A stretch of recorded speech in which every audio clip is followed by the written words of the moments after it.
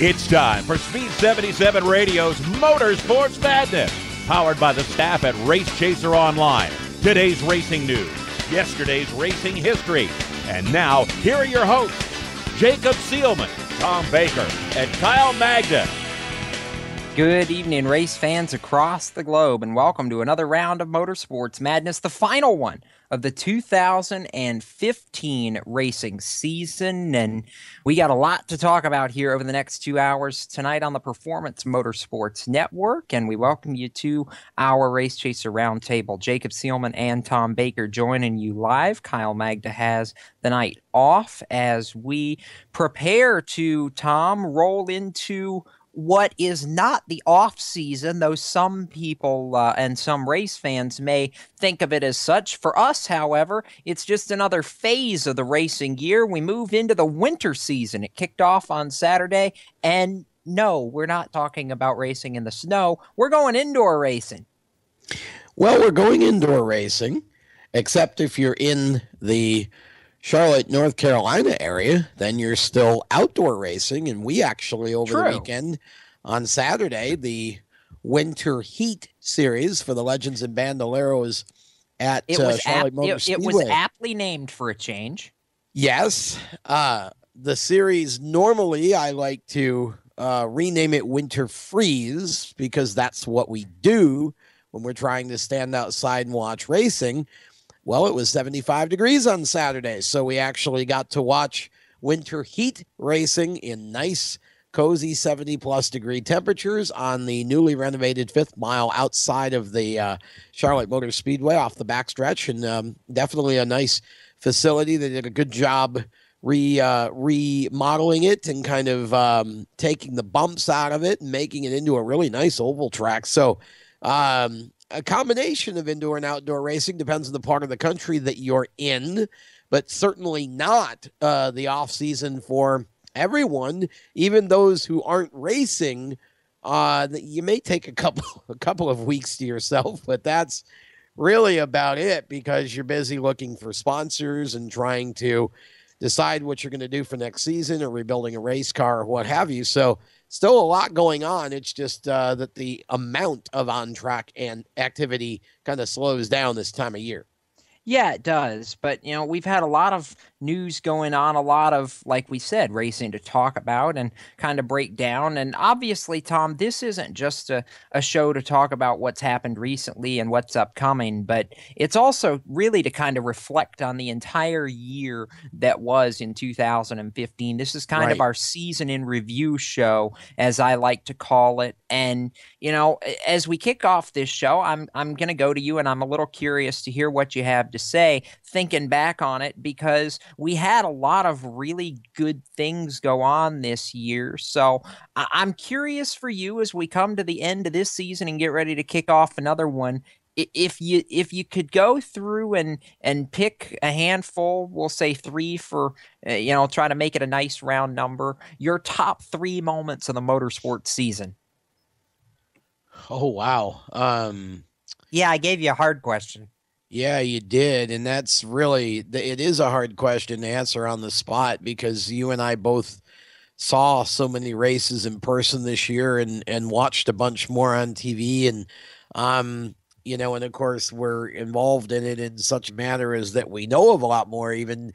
I'm going to say that I think one of the first things that popped into my mind when I think about great moments of the season has to be the drive at the Indy 500 that Juan Pablo Montoya put on. I think that certainly has to rank up there in terms of just an incredible feat.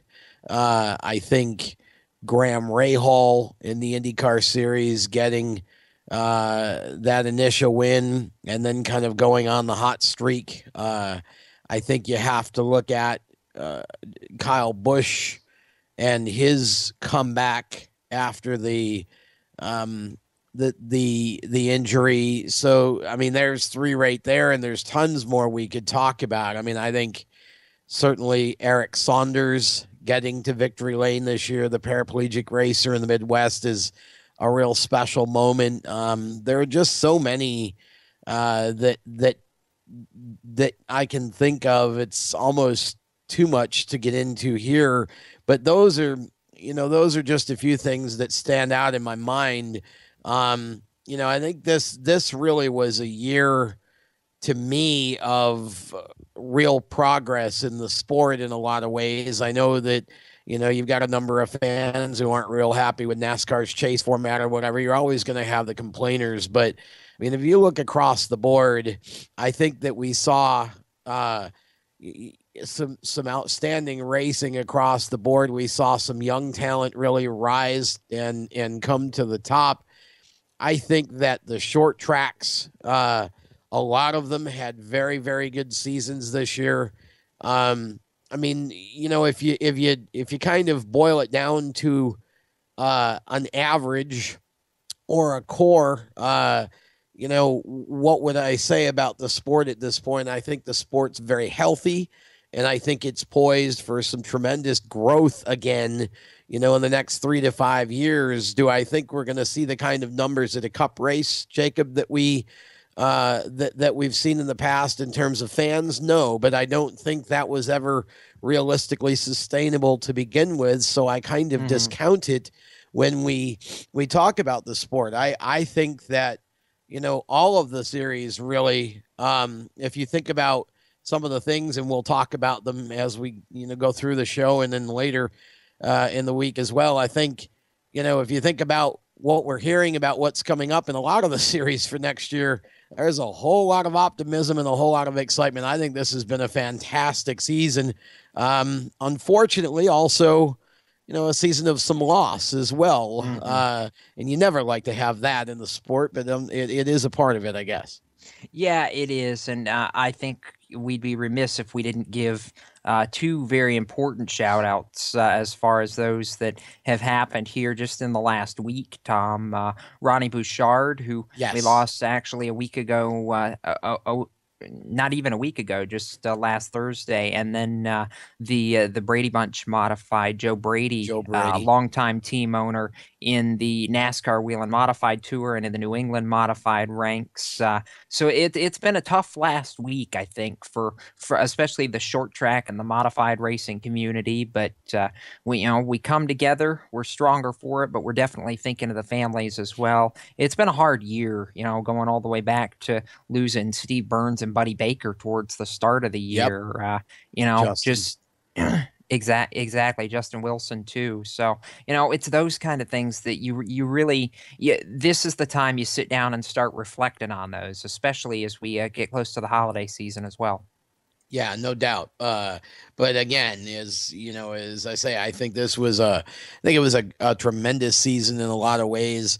And, I just think that the amount of accomplishment and really, again, having the chance to, for you and I to cover NASCAR's Wheel and All-American Series and National Touring Series banquets over the weekend, and just seeing the amount of people that were there and the participation from across the world in those series. And that's just a microcosm. I mean, that's just a very small, and you go down and you look at the numbers that we're seeing. I mean, I went and did the O'Reilly Auto Parts National Indoor Kart Championship this past Thanksgiving about a month ago in Batesville, Mississippi, and our numbers, we've been hovering around 600 or 700. We were at 844 for kart count this year. The numbers are up across the board in a lot of series, and I think it really speaks to the fact that the sport now, the television coverage that NBC Sports Network and CBS Sports Network and MAV TV, all of those, and even the internet. I mean, I just think the sport is really it's poised to start growing again from the bottom up, and that's where it should be. Yeah, I do agree with that. You know, when you talk about the bottom up, that means the short track ranks, and it means some big names stepping into those roles. One name that we're going to talk about here in a couple of minutes, Tom, Ian Harrison Burton, who just announced last week that he's going full-time K&M Pro Series East racing in 2016 with H. Scott Motorsports with Justin Marks, who's coming off taking what for Harry Scott Jr. is his third consecutive K&M Pro Series East championship. And that whole roster, even going back to when we've had J.J. Haley and Tyler Dipple, two of the drivers on that roster over the past couple of shows on our Thursday night Stock Car Steel SRI Motorsports show, that roster is so poised, I think, for success here in 2016. And I'm personally excited to see what Harrison's going to be up for. I think he's going to be a fantastic surprise, because it's going to be a whole lot of fun to watch. Well, I agree, and I think Tyler will too. You know, that's an organization that's one organization that exemplifies the type of growth that I'm talking about. There are a lot more of these types of organizations popping up, and yes, you can call them buyer rides, but I mean, that's where we're at today. I mean, you've got to be able to, to attract sponsorship and be marketable. There are opportunities out there, just based on talent, but they're much fewer and farther between. And I think that the good news on that front is that opportunities are available for those who want to learn how to do the marketing piece right. There are people out there, not just myself, but other people out there who can provide that training and provide the services necessary. So, Harry H. Scott and, these other organizations like him, you got drivers like Tyler Dipple, who come from a part of New York State that not too many people are really familiar with. The dirt modifieds that he races are not universally known as well as some other divisions are, but here he is getting an opportunity because he proved himself on the track, and his sponsor then rallied around him and said, we're going to give you the chance to go do this K&N East deal, and that's going to be awesome to watch.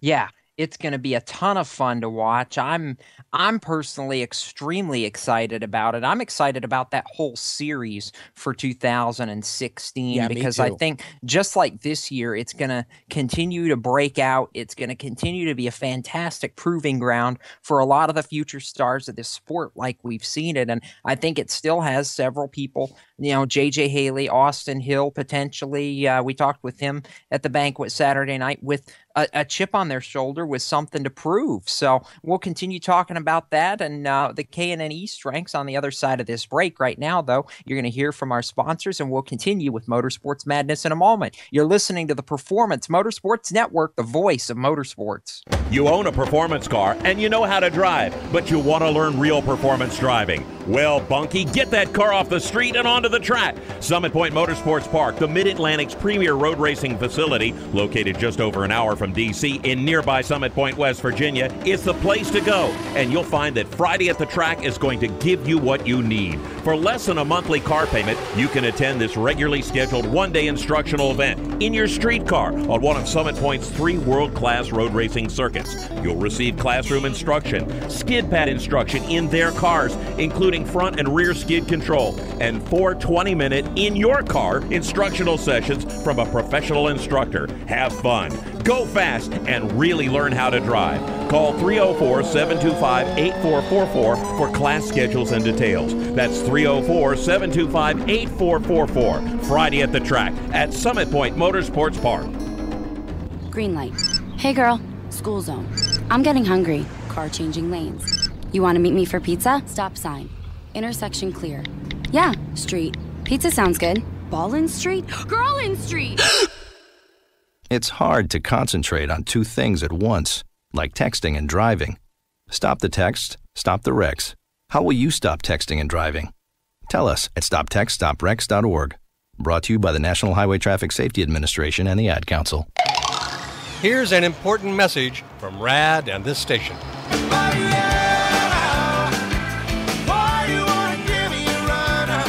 Hi, this is Bob Sheehan from Blues Traveler for RAD, Recording Artists Against Drunk Driving. I like to party just as much as the next guy, maybe even more. But the one thing I won't do after I've had a few is get in the car and drive. Don't blow it. Always choose a designated driver. Remember, music lives, and so should you. Motorsports sales professionals. Performance Motorsports is looking to build a team of experienced media sales professionals to represent our programming to the industry's top companies, magazines, and racing series. If you have motorsports sales or marketing experience, know how to work with agencies, understand social media, and are incredibly creative when it comes to working with clients and promotions, then we want to hear from you. Top performers are richly rewarded. Your imagination is the only limit here. Call 717-749-0444. That's 717-749-0444, or email us at scorpionradiogroup@gmail.com. You want to ask for Sue. Time to get back to tonight's Motorsports Madness. Here are the only three of a kind that beats a full house. Jacob Seelman, Tom Baker, and Kyle Magda. Welcome back to Motorsports Madness here on PMN. Jacob Seelman and Tom Baker with you at the season-ending Race Chaser Roundtable. Kyle Magda has the night off, talking a little bit of K&N Pro Series East action on tonight's show. And, we've been discussing the H. Scott Motorsports stable and some of the new drivers to that stable for 2016, Tom. But, there's a lot of other caveats in this K&N Pro Series that I think have the potential to be interesting in 2016. Specifically, a driver I mentioned before the break that we were talking about and talked to over the course of the weekend doesn't know for sure what he's going to be doing on a full-time basis in 2016. He'd like to be in the Truck Series ranks, but if he ends up needing to run another season of K&N, we know Austin Hill has the resources to it. Heck, we know he can contend for the championship. He did it this year on half the budget that some of the bigger teams have and almost doggone pulled it off. Yeah, he really did. And Austin is a great example of a driver whose talent just overfloweth. He really is a tremendously talented racer. He's a very smart racer. He's a very economical racer. And what I mean by that is he does not go out and crash race cars. He doesn't overdrive race cars. He's a very, very intelligent racer. And I think Austin, if he's able to come back next year to K&N, or if he ends up having to come back next year to K&N, I think Austin will be contending for a championship just like he did this year. But as you said, he definitely does have hopes of being, and I know he's trying to put the necessary pieces in place to be in the Truck Series, at least on a part-time basis in 2016. And I think we're getting ready to introduce our first guest, Jacob. Yeah, we are, and we're scrolling back now to the driver that we were talking about before the break, who's going to be a new face in the K&N Pro Series for 2016 on the east side, Harrison Burton. We've had him on a couple of times in recorded segments. This is the first time we get to have you on live, Harrison. First off, welcome to the show, bud, and we'd be remiss if we didn't say congratulations. We knew you were going to H. Scott Motorsports with Justin Marks a little bit before they confirmed the whole roster, but how exciting is it now to again be able to celebrate the fact that you've got a big deal coming in 2016? Thank you for having me, and it's really exciting, to be honest. I really can't wait to get things started. All the guys have been working so hard and on the late model side of things. Now we got another goal to focus for, and I'm just super thrilled to be part of it. Let's talk through this season for a second, and we can get into your goals for next year as well, because I feel like, and you and I have talked about this a couple of times, this was a breakout year for you in a lot of ways. You got your first super late model win this season. The second half of the year, you were really contending at some of the bigger races, the Alabama 200. Gosh, you guys rebuilt the entire car to be able to have a shot to make, and ultimately did make the Snowball Derby here a couple of weeks ago. It's been a big year in a lot of ways. I mean, how do you assess it, and how do you feel like you've grown over the course of this year? Because I think you've gone from somebody that everybody thought, he might be able to contend, to we've got to watch out for him every single time he gets on the racetrack.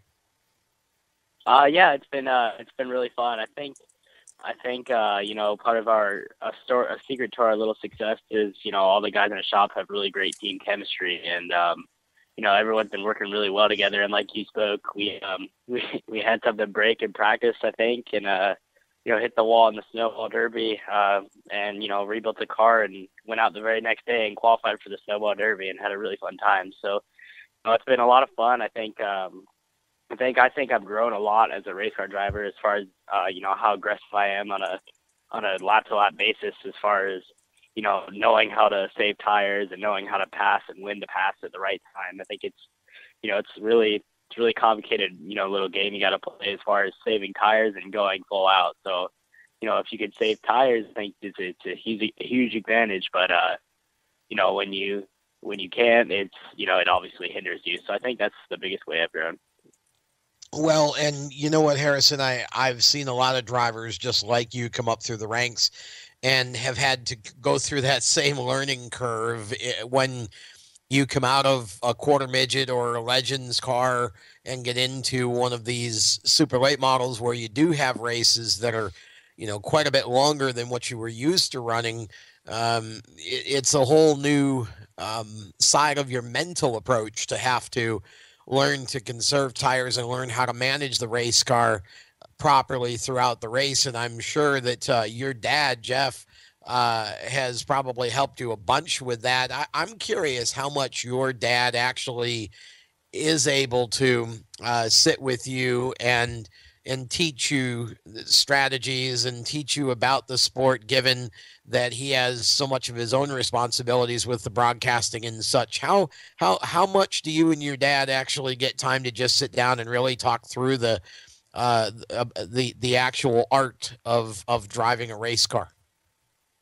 Yeah, he's really hands-on when he is at the racetrack, but unfortunately, most of the time he's not. Unfortunately for me, but he's a really great mentor, and he's really good at sitting me down and getting me collected. So when he's not there, it's kind of up to the guys that are there and up to myself to kind of know the strategy and work it out so that we can have a shot to win later. But I think when he is there, it's a huge advantage to us. That's how we make a strategy, because he's been doing it for however long he's been alive. Pretty much, he's been racing these things. So he has tons of experience in late models and stock cars, and obviously in the top level of NASCAR. But I think he's pretty hands-on when he is at the racetrack. Well, we're certainly huge fans of your dad and really appreciate him both as a racer and a broadcaster. And, he certainly has passed his talent down to you. I want to talk a little bit about the situation that you're going into for next year. I'm kind of curious, how did it come to be that H. Scott happened to be the team that you aligned yourself with? Obviously, they're about the best in the business, but was there kind of some other thing besides wanting to be with the best that got you two together? Well, obviously, I think it's you want to be with the best team you can possibly be with that can support you through the season. But I think another thing that I really like about H. Scott that has made us choose to go there is the way they handle their business. It's a real professional team effort that I really think is a huge benefit to have, So I think H. Scott is super professional in the way they handle things.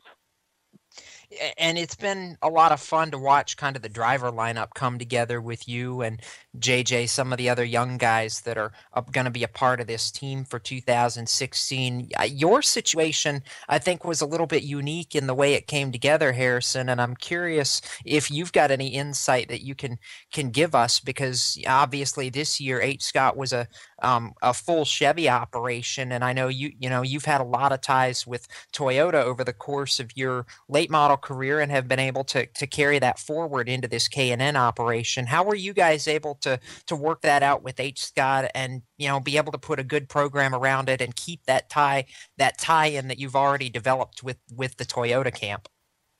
Yeah, it was definitely added some complications. I definitely wanted to stay with the Toyota organization. They really take really good care of me and my father as far as how they represent us and how we represent them. It's a really great team effort, and it was just a lot of flexibility on both ends by H. Scott and Toyota.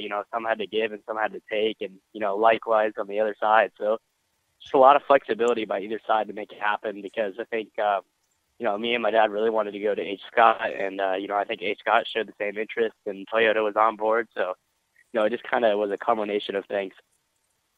All right, so let's now officially look ahead here, and let me ask you, with the deal in place, looking ahead, obviously Smyrna going to kick off the season here in February, but across the whole year next year, what's your goal going into this, knowing that, yeah, you're going to be a rookie, but at the same time, you just watched a rookie from the H. Scott stable and William Byron go all the way to the championship in 2015. Are you letting yourself dream quite that big just yet, or are you kind of starting this deal out with more of a one race at a time mentality for next year? Yeah, I definitely want to win the championship. That's always, kind of a goal when you race a full schedule. But, I think if we take care of it one race at a time, the championship will come later. I think, if we look at one race as an individual and we run well in each race and really just focus on that, we'll end up running better in the future. Not having so much stress about winning the championship. So I think if we just take things one race at a time, and obviously we want to win the championship, but if we take it one thing at a time, maybe we'll be at the championship hunt, but if not, we'll stop fun racing. All right, so you've had a lot of people go into this year for you, and obviously you and I have talked at length about how many people have gone into your program to really help bring you to the level you're at right now, and I want to give you a chance to shout out to some of those people, Harrison, who makes it happen for you and the whole team that's been around you this year. Yeah, obviously all the guys in the shop, and my mom and dad, and Dex Imaging, Morton Buildings, and Toyota. They have that without any of those people, I couldn't do what I love to do. And, they've always, every single one of them has been, supporting me through all these years of racing. And, I just can't thank them enough. It's really a blessing to be able to work with people like that.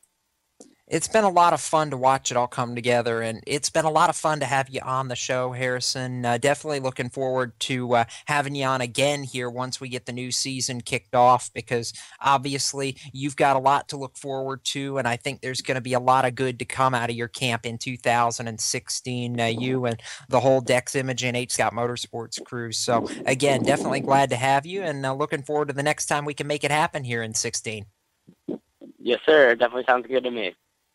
All right, that's Harrison Burton, one of the newest drivers to the H. Scott Motorsports with Justin Marks stable for 2016. We are going to take a break, and when we come back on the other side of this, we're going to hear from another driver who has been in the asphalt late model ranks and had a lot of success in 2015. Not 100% sure what his plans are just yet for the new year, but we'll talk to him and try to hear where he's at right now. Myatt Snyder, son of Marty Snyder, joins us when we come back. You are listening to Motorsports Madness here on the Performance Motorsports Network, the voice of motorsports. Dad, remember that year my birthday party got washed out by the storm? When nobody showed up, and we spent the whole night eating cake and ice cream? Yeah, I remember. Had to be your worst party ever. Actually, it was my favorite. You never know which moments will be the ones they remember forever. So take time to be a dad today. Learn more at 1-877-4DAD-411 or visit fatherhood.gov. Brought to you by the U.S. Department of Health and Human Services and the Ad Council. You hear that? That's the sound of America's only sports car. That's right. It's a Corvette. But not just any Corvette. It's your Corvette. It's that who cares if there's traffic part of your day. And this can be you when you come to Cooper Corvettes. With 60 years of Corvettes to choose from, there's always a Corvette in your budget. And they'll service any Corvette you bring in. Cooper Corvettes on Route 1 just north of Quantico and Triangle. Call, click, or visit CooperCorvettes.com. The Performance Motorsports Network is a compilation of shows about motorsports. From technical to controversial to just fun, everything you like about racing and gearhead stuff is right here on one internet channel. The Performance Motorsports Network. Tell your friends about it. Hi, this is Denny Hamlin. I want to share with you today a little-known but widely pervasive neurological disorder called dyspraxia. It's estimated that dyspraxia affects between 4 and 10% of the general population, and the majority of those affected are male. The condition primarily affects motor skills, but also can affect memory, judgment, and executive function. It's sometimes referred as the hidden disability because it's not immediately obvious to others that the person affected has special needs. My niece Sarah has dyspraxia, and with the proper support in place, she is very successful in school and other activities. Sarah was lucky because she was diagnosed early.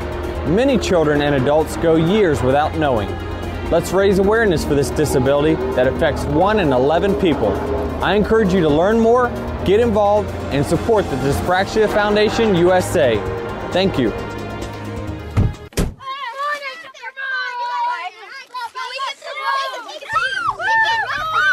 They'll challenge your authority. They'll try to break your will. They'll push you to the edge of your sanity. Because that's what kids do. But this car is your territory, not theirs. Defend it. Who makes the payments? Who cleans it? Who drives it? You do. That's who. And in here, your word is law.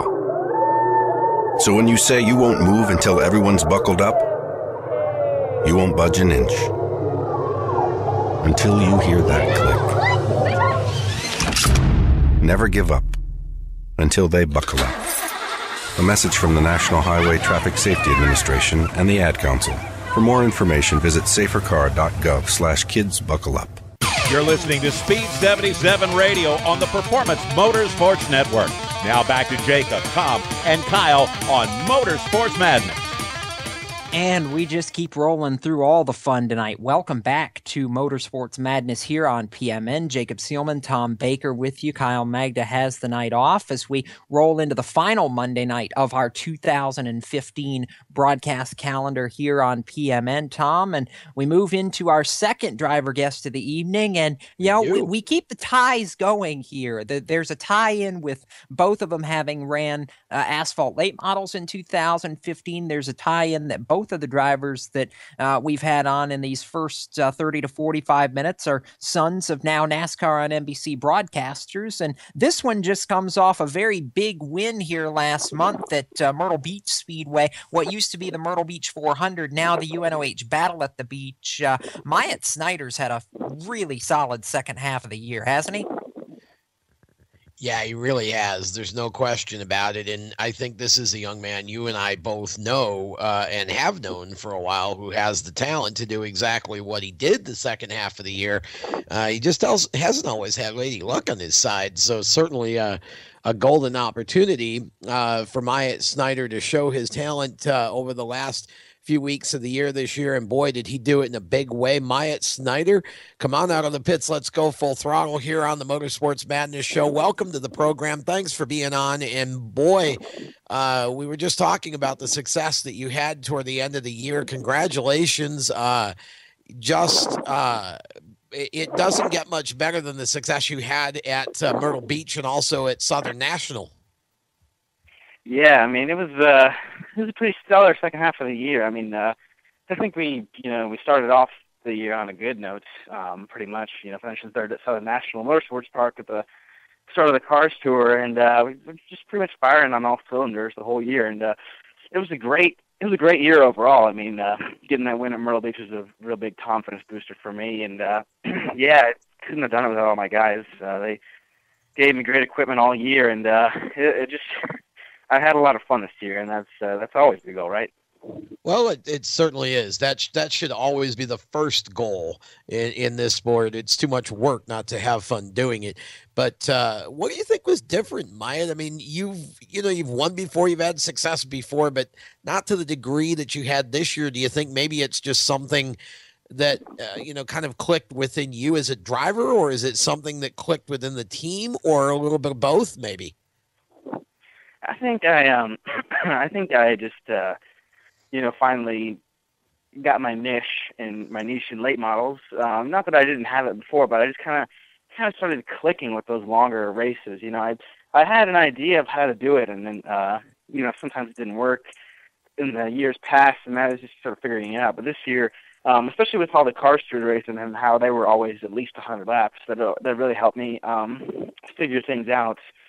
So it taught me a lot of patience. I've gained a lot of patience this year, as well as a lot of, I guess the way to say it would be the right time for aggression. And I've sort of applied it the right way. And I think I showed pretty much all that I learned at Myrtle Beach this year. But yeah, this is definitely a year where I clicked in the car a lot, and my team clicked as well, and we just hit everything the right way, I think. Wisdom is a beautiful thing, isn't it, Myatt? Yeah, definitely. I mean, it definitely helps to have, a couple seasons under my belt now in late models. Sure. And it's helped me out massively, and especially being with, the guys I've been with for the past few years, they've helped me out in a big way. Especially, Paul Griffin and Jeff Call. They've and Jeff's brother as well, Jamie Cottle. They've really helped to sort of mold me into rather than just a raw talent, to a talent that can really apply himself to a late model. Well, you certainly have done that. Myrtle Beach is not an easy place. We've talked about it for the last few weeks on this program, that on our shows in general, that it's, it's basically much like Five Flags in that it's a cheese grater. It eats tires quite quickly. And so it's a place where you really do have to be patient, and oftentimes for a lot later into a race than you'd really ideally like to be. Your brain is telling you should have gone wide open 25 laps ago, but the mind is saying, no, not yet. You got to save some for the end. Yeah, I mean, Myrtle Beach, I swear if that track had a specific diet, it would be tires and tires only. But yeah, it's a rough track, but it makes for great racing, because you can't just. I agree. I mean, you can, but you can't just pull away from somebody without, completely taking yourself out of the race, because you'll come back to it very quickly. Yeah, exactly. You'll completely wear out your tires. I mean, if anybody on the show was there, they saw the modified race that happened. There was a car, or there was a guy who drove. He got half a track on the entire field, and then by the time they went to the next pit stop, he was a lap down. So it's definitely it's a pretty ridiculous track, but it like I said, it makes for good racing, just because everybody stays close and tight, and it's really wide, so you can and sweeping, so that you can run really far away and then get real close to a guy, and then make it so that your line can work as well as his line can work, and it just makes for an overall great racing package, which is why I love the track so much. Yeah, it's been a ton of fun to watch, and I think if you had to pick a second favorite track, Myatt, I think you found one in Southern National, which you went to over Thanksgiving weekend to really close your season. And I know it wasn't another win like it was at Myrtle Beach, but to run second to Lee Pulliam and really kind of continue that breakout period that we've had and seen for you over the past couple of months, I think really has shown kind of what you're capable of. I mean, not just there, but even a little bit earlier on in the summer when you got the Cars Tour win this year. I mean, how big do you feel like that's been for you in your career to kind of have this stretch now from in the second half of the year where your performance has just picked up so much? It feels great. I mean, we've performed great in the Cars Tour. Arguably should have won 3 races this year. Just like you said earlier, didn't have luck on my side, but I think we did everything we could during that stretch, and that's all that matters, But we've been performing great, and it's just a great confidence booster, not just for me, but for the entire team. It allows them to feel like, hey, we're actually doing something good, and they were. I could tell that just by talking to them, they were just ecstatic every time they went to a track every weekend, because they felt like we could. They felt like we could win every weekend, and every time we'd be running practice laps, they'd see other people timing us and then comparing their times. So they knew, and everybody else knew, that we were competitive and that we were a force to be reckoned with. So it just bumps up your confidence and makes you start performing even more than you already are. All right, so now I want to talk about this past weekend for a second because we got a chance to catch up with you before tonight. You made an appearance out at the Winter Heat Series for Legends and Bandoleros at Charlotte, the refurbished Fifth Mile out back. You were out giving a few pointers to Dawson Cram, who has been trying to move up into the late model ranks, and obviously, you've got a lot of fond memories of being on the short tracks yourself. That was really the period where you got your career started a few years back. I mean, to be able to give back a little bit now to some of these younger drivers that are trying to, in effect, be you here over the next couple of years has to be a lot of fun for you as well. Yeah, definitely. I mean, I ran my first ever Legends car race at the Fifth Mile. Albeit not the super smooth Fifth Mile that they're running now. It was about like running a roller coaster. It was about like running over beach waves. But yeah, I still had fun at that track. It was a real kind of finesse track just because you had to know where the bumps were and then adjust your throttle off the corner accordingly, which made it really interesting. So, and I still have the video up on YouTube if anybody who's listening wants to check it out. Yeah, it was that was a fun race. I actually led a couple laps in my first run out there. But yeah, I had a really great run in Legends cars. Won the Atlanta Nationals, won the Concord Championship twice, I think.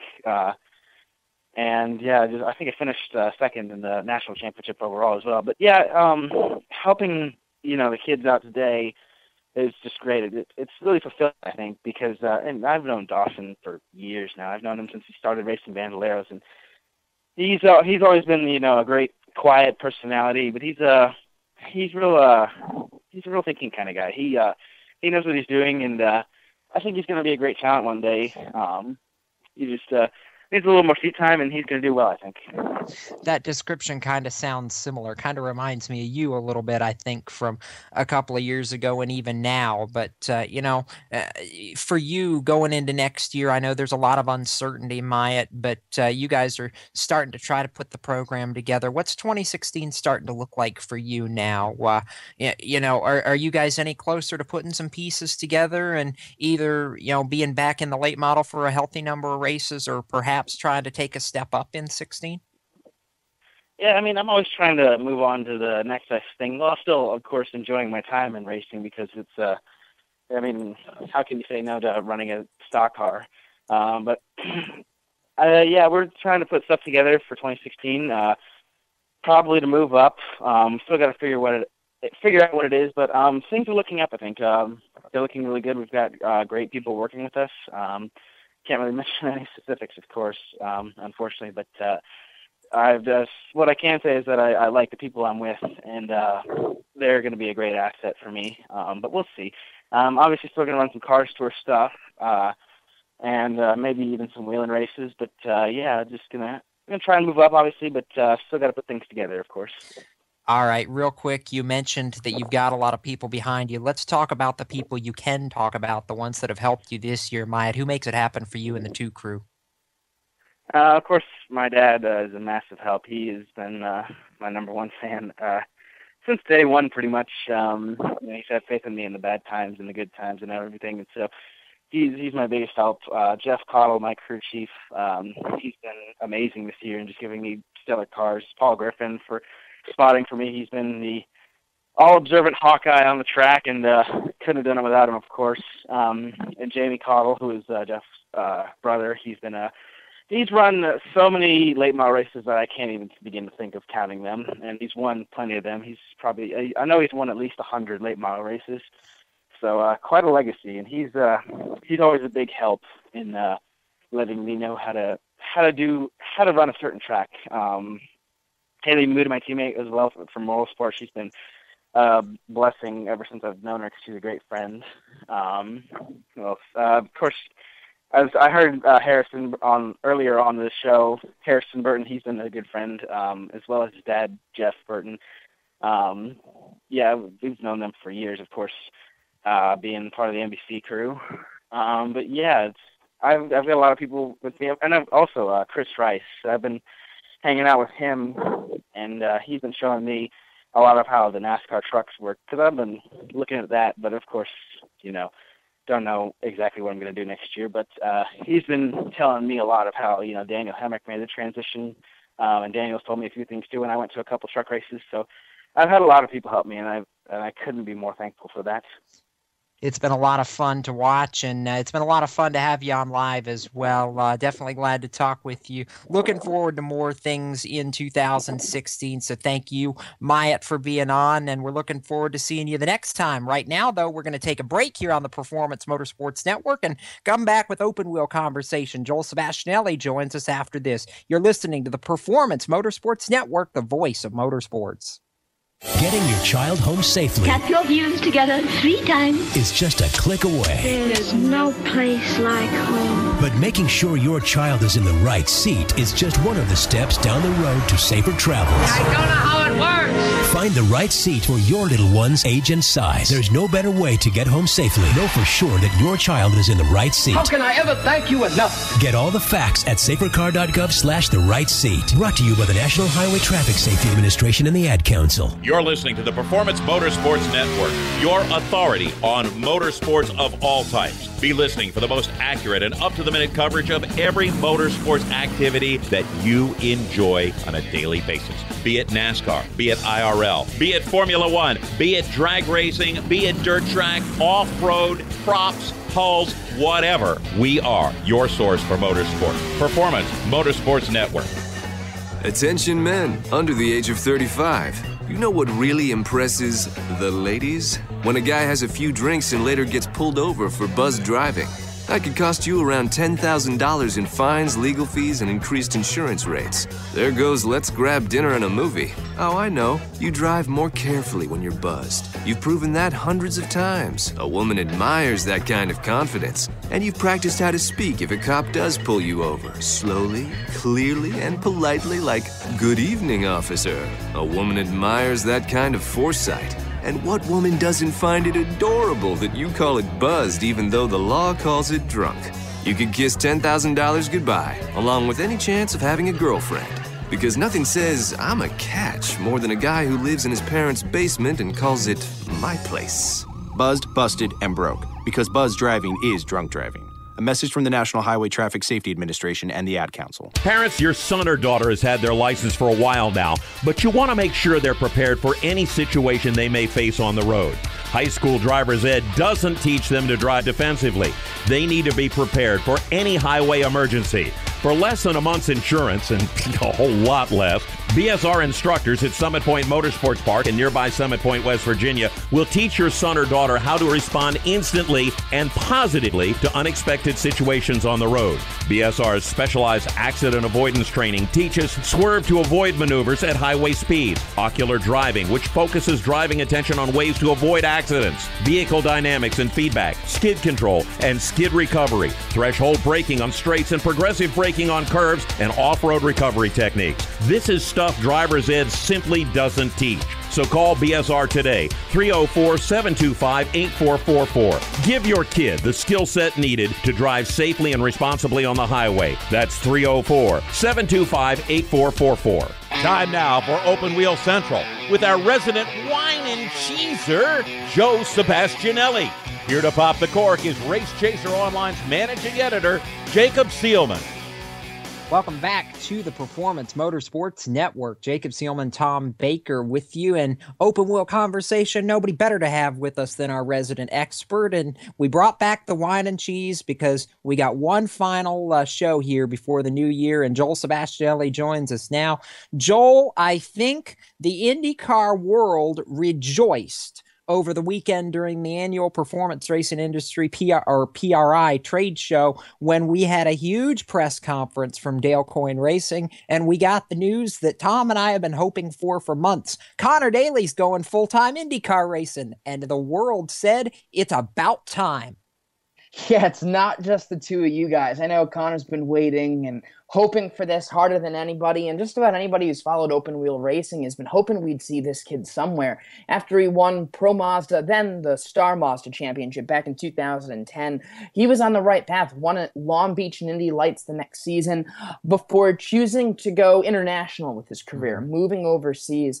And ultimately, that ended up being a big setback for him. Despite some good performances in GP3, a few races in GP2, it never panned out for him over there. So by the time he finished the GP2 season in 2014, came back over here and had some difficulty finding a ride.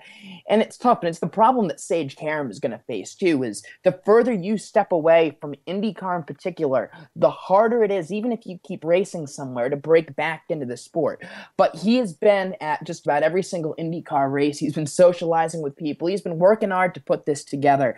And I think when this thing started to come to fruition was at Long Beach. At Long Beach, Rocky Moran Jr., all people, for Dale Coyne to have in the car at that race, ended up getting hurt in a practice session, and Daly's persistence paid off. They dropped him in the car. He had never been in the DW12 in any sort of a race situation like this. Came in, finished 17 quite respectably when at the time Honda was running towards the back of the field. Ended up finishing with Schmidt filling in for James Hinchcliffe in 6th in the second race in Detroit. He had some great runs in limited exposure in 2015. So for Dale Coyne, for one thing, it's very surprising, isn't it, that the two drivers of Dale Coyne Racing's team are not named TBA leading into St. Petersburg. It seems like every year we're waiting until the morning of in St. Pete, Florida to find out who they're racing, but they know it's going to be Connor Daly, so it's big for Connor. I think it's big for Dale Coyne because that's just about as good a driver as you could possibly ask for in a seat where talent, much to the chagrin of Honda, I think, has actually been quite lacking the last few years. No Draconi, no funny business with people bringing a big check. It's a guy who deserves to be in that seat. It's great news for Dale, great news for Connor, great news for American race fans, even better news for IndyCar.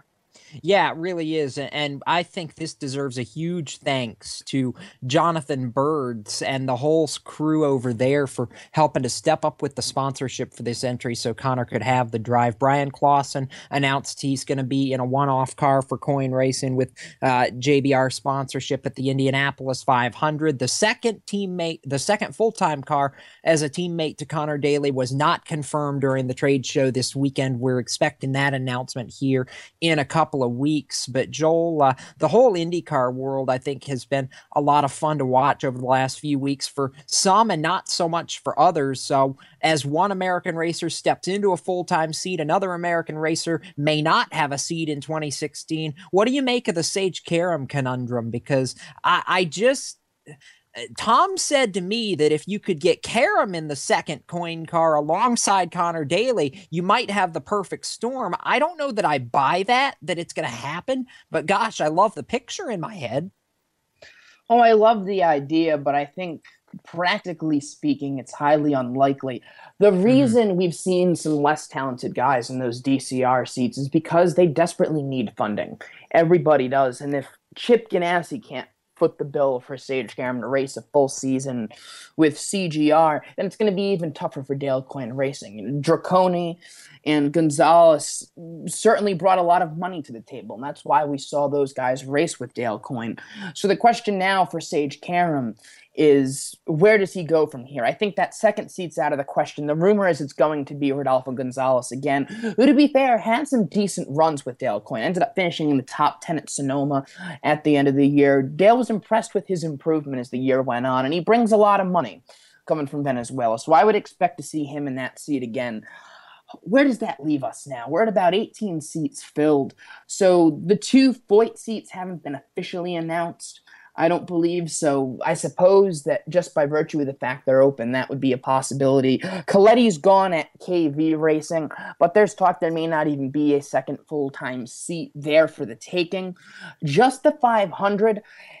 As a matter of pure speculation, I'd go ahead and say yes to that. I think we're somewhere in the neighborhood of 27 confirmed. It's going to be more than that. We'll get more than 33 for the 100th running. I'm fairly confident.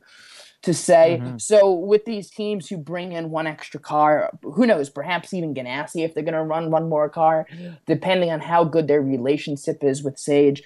Even for Ganassi defending their Rolex 24 title, there's a shot that we may see Sage somewhere in the mix there. I think we have a far more likely chance that we will see him in sports cars, though, than we will see him in IndyCar at least full-time in 2016, which is a big shame. We could talk for hours on end about how awful it is for IndyCar, how awful it is for Sage, but it's like I touched on with Connor Daly before. The longer you sit out or are simply not seated in the room, the harder it is to get back in there. So he's got to be everywhere, just like Connor Daly was. If he wants to race an IndyCar, he's got to be at these races ready to jump in, and he's got to be racing either sports cars or something else somewhere in order to keep his name in the mix and not ride off of some past championship or some past success. Like, to be quite frank, I think Connor Daly did a bit too much of for a time. Well, yeah, I would agree with that, and I also would have to say that I agree that it's unfortunate, Joel, because quite honestly, if there's a driver that deserves an opportunity, it's Sage. I know he had one last year, and I know that he didn't spend maybe as much time focusing as he should have. He made some rookie mistakes, but I think after all that happened with Sage there toward the end of the year, I'd really like to see him get another shot, Joel, with somebody, at least for the 500, if not the full season. Yeah, I think so too. We'd all love to see him continue racing, and he really does deserve it. Just simply looking at what he put together as far as results, yes, there were some of those rookie mistakes, but a top 5 in Fontana, a top 3 in Iowa, and he's somebody that IndyCar can market. They need somebody young like him, somebody with that swagger, and he brought that excitement back. So it's not just a huge loss for Sage. I think it's a big loss for CGR, and it's big for IndyCar because they lost somebody they can market the hell of it. And you know what? I hadn't thought about Foyt, but that would be an interesting fit over there with those two. It would take a year off of AJ's life in terms of being, but wouldn't that be an awesome combination? Yeah, it'd be a lot of fun to watch. Real quickly, Joel, I want to scoot over to F1 for just a second because some quotes came out today that I was really intrigued by. Daniel Ricciardo, of course, it's been well documented that F1 has Red Bull and Toro Rosso back in the fold for 2016, albeit with Red Bull's rebadged Tag Heuer Renault engines. We can get into that conversation another time as we get closer to 2016. But Ricciardo made a lot of comments over the weekend during an event at Perth in Australia, his home country, and was talking about, and I quote, "I think the sport, especially how it is now, I'm not saying it's in a bad place, but if it had lost our two teams, then yeah, it would have been in a very bad place. I don't think the sport would have survived, and we're on the grid now, but I find that very ominous coming from a driver who had a lot on the table this year, and after 2014's 3 wins, I thought was going to be competitive, and ultimately it didn't shake out the way it needed to be. But when you get drivers saying that they're worried about the long-term future of the sport just based on a couple of teams, Joel, it gets me a little nervous, and I know it gets a lot of people chattering. Well, it's 20% of the grid we're talking about between those two teams. It's hypothetical, but you'd be losing 4 cars. For Red Bull Racing, in the last 7 years, 4 championships and 2 second-place finishes in 6 of those 7, with titles from 2010 through 2013. One of only 3 teams, or actually, I guess one of only 2 teams that could challenge Mercedes, with only 3 teams who have a legitimate chance to win every week. So he's speaking hypothetically if they weren't there, but it would be a huge loss. F1's losing viewers slowly, but they are losing viewers, and now they're being challenged in Europe, especially by the WEC. There's more innovation there. You have a lot of drivers there, more teams, better parity. So F1 needs to be very careful, and this is a whole other discussion for another segment, another day. But the sooner Bernie gets out of there and F1 can grow into this generation, the better. I think Joel's preaching to the choir now, Joel. We're headed towards Christmas.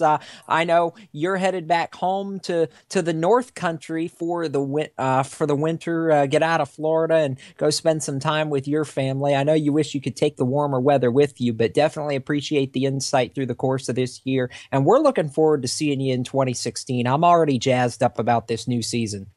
I did 60-degree weather in Rhode Island today. I don't know how that's possible in December, but all of this unseasonably warm weather, that's because of me. I just light up the room and light up the entire East Coast when I'm here. It's the hair. It's always the hair. Joel Sebastianelli, everyone, and we'll see him back in 2016 here on Motorsports Madness. Right now, we're headed to a break. Cross flags, we're halfway, and we continue into hour number 2. When we come back, you're listening to Motorsports Madness on the Performance Motorsports Network. Parents, your son or daughter has had their license for a while now, but you want to make sure they're prepared for any situation they may face on the road. High school driver's ed doesn't teach them to drive defensively. They need to be prepared for any highway emergency. For less than a month's insurance, and a whole lot less, BSR instructors at Summit Point Motorsports Park in nearby Summit Point, West Virginia, will teach your son or daughter how to respond instantly and positively to unexpected situations on the road. BSR's specialized accident avoidance training teaches swerve to avoid maneuvers at highway speed, ocular driving, which focuses driving attention on ways to avoid accidents, vehicle dynamics and feedback, skid control and skid recovery, threshold braking on straights and progressive braking on curves, and off-road recovery techniques. This is stuff driver's ed simply doesn't teach. So call BSR today, 304-725-8444. Give your kid the skill set needed to drive safely and responsibly on the highway. That's 304-725-8444. The odds of a young girl being discovered by an industry insider while singing to herself pumping gas. 1 in 300 million. The odds of a daughter of a clergyman from Severn, Maryland, spending 11 weeks at number 1 on the U.S. singles charts. 1 in 19 million. The odds of going on to win 7 Grammy Awards. 1 in 1.4 million. The odds of selling over 40 million records. 1 in 800,000. The odds of this musician and performer having a child diagnosed with autism. 1 in 68. I'm Toni Braxton, and I encourage you to learn more at autismspeaks.org/signs. Early diagnosis can make a lifetime of difference. Autism Speaks. It's time to listen. Brought to you by Autism Speaks and the Ad Council. Hi, this is Eric Darnell. This is David Reagan. Jamie McMurray. This is Carl Edwards here for RED, the entertainment industry's voice for road safety. Want to make a difference? It's simple. Be responsible. Plan ahead. Designate before you celebrate. Friends don't let friends drive drunk.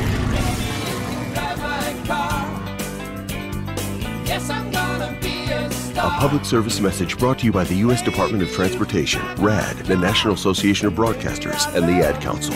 You're listening to the Performance Motorsports Network, your authority on motorsports of all types. Be listening for the most accurate and up-to-the-minute coverage of every motorsports activity that you enjoy on a daily basis. Be it NASCAR, be it IRL, be it Formula One, be it drag racing, be it dirt track, off-road, props, hulls, whatever. We are your source for motorsports. Performance Motorsports Network.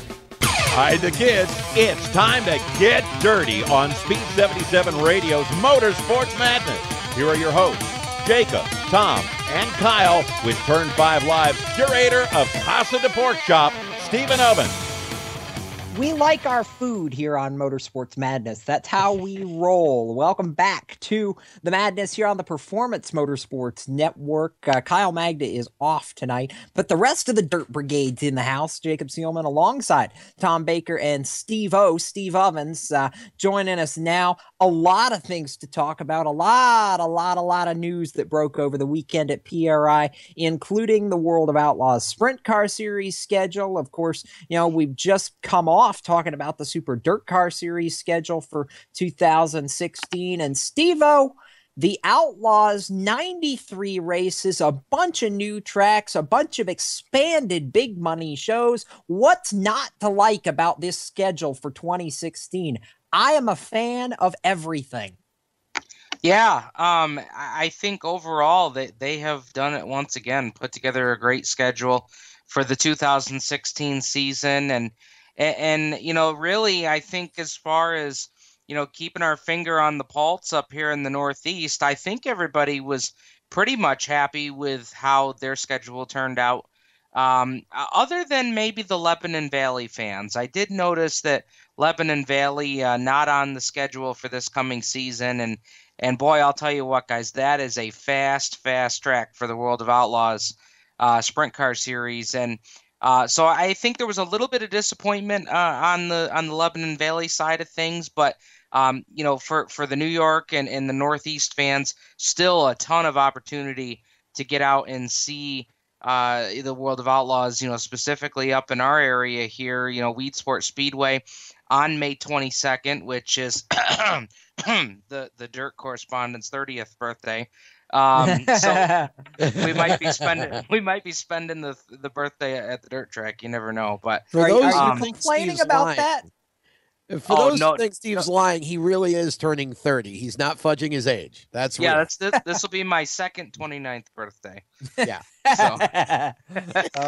Boy. But yeah, Jacob, I think the schedule turned out really well. You've got you're traveling all across the U.S. You dip into Canada as well. I don't think that the Canadian swing is quite as big as it's been in the past. No, but just one race, the Six Nations Showdown at Ashwegan. Yeah, and I think that it's great to see that show stayed on the schedule because there was certainly a lot of buzz with Stuart Friesen getting his first Outlaws win there at Ashwegan here this past season. So I know that that show was a home run for Glenn Stiers and the folks up there at the Big O, the Canadian Big O, that is. And I know that'll be another home run for those guys in 2016. But yeah, man, great schedule, 93 races. And when the schedule comes out every year, Jacob, you really get a sense for just how grueling that tour is. Oh, I know. What did you think about the third show that they've added to King's Royal weekend, the Joker's Wild, that Thursday? I mean, I'm really excited about that, not only because I love Eldora Speedway, but because I think an extra show there to really give you a tune-up going into that Saturday race is going to make the Saturday field for the Royal itself that much more competitive. Well, yeah, and when you think of all the announcements that came out about the King's Royal and how much the pay has been boosted for that race, I remember at the end of last year's King's Royal how much buzz there was about the fact that they were really making a big commitment to that race. And when you talk about crown jewel events at Eldora, the King's Royal, is near the top of that list, and it's at the top as far as sprint cars go. But yeah, I mean that is going to make for and Jacob, we talked about this last week and a few shows ago when we looked at the truck race at Eldora and how they've added now the Super Dirt Car Series and those guys having two chances. I really see Eldora shifting to that format where you can draw fans in, get a couple of shows in, and now in the King's Royal, in that example, you get the Thursday, Friday, Saturday swing. It really makes Eldora a destination for dirt track racing. It brings fans in for multiple days at a time, and they've certainly got the facility to do that. And boy, the fans show up in throngs. So kudos to not only Tony Stewart, but to Roger Slack and the entire staff out there, because each and every year they do a bang up job. Yeah, and it's been a whole lot of fun. Now, on the flip side of the World of Outlaws coin, while the schedule is fantastic, I've heard a few rumors that I wanna bring up and talk with you here because I'm a little nervous, quite frankly. We had the news break earlier today that a couple of the World of Outlaws late model shows that were going to be at Bubba Raceway Park are changing sanctions and going to be undertaken by the Lucas Oil Late Model Dirt Series now. And, there's a lot of rumors that there may not be as many full-time commitment drivers for the World of Outlaws sprint car schedule in 2016 as there have been in the past. The number I've heard, Steve, right now is 8 maybe 10 if you count in the 2 Casey Kane racing cars that, for what we've heard, just haven't put the forms back in World Racing Group's hands yet. But right now, the 10 that I'm looking at are Schatz, the 2 Shark racing cars, Logan Schuchart, Jacob Allen, Craig Kinzer, Joey Saldana with the Roth car, Jason Johnson, Shane Stewart with the 2, and Greg Wilson, who just announced his run with the Outlaws as a rookie here in 2016 over the weekend at PRI. Add in Brad Sweet and Darren Pittman. I'm a little nervous right now. They need 12 commitment cars, as stated in the series contract, to be able to make it work without the locals, and we're in a precarious spot. Yeah, and I'll be honest with you, Jacob. This is something that, has kind of had some whispers the past couple seasons, because although the series, is doing pretty well, those numbers do concern you. And one example was when they came up here, up in our neck of the woods to Weedsport. We had a full field, but you tossed in a lot of 360 sprint car drivers that were just going to try and attempt to qualify and make the show. And a lot of them ended up making the show because the numbers really weren't there. So it's definitely going to make things interesting, because you don't want to have a big touring series like the Outlaws, not starting full fields for their features. That's not going to bring in the kind of crowd that is going to pay a $100,000 purse. It's just not. And that's certainly a concern that I think is going to emulate throughout the series. It's a problem for the series. It's a problem for the drivers that are making the commitment, because if you don't have enough of a big enough field of other drivers making the commitment, that's going to be problematic for everybody as far as the drivers go. But it's also an issue for the tracks, because if they're not going to bring a full field, you can't necessarily guarantee that you're going to bring a full grandstand. And when these tracks talk about bringing in the Outlaws or any touring series, and Tom, in your work and conversations with those in the business, you can speak to the fact that if you don't have the front gate and the back gate, things aren't going to look too good at the end of the night. Not at all. No, it's been.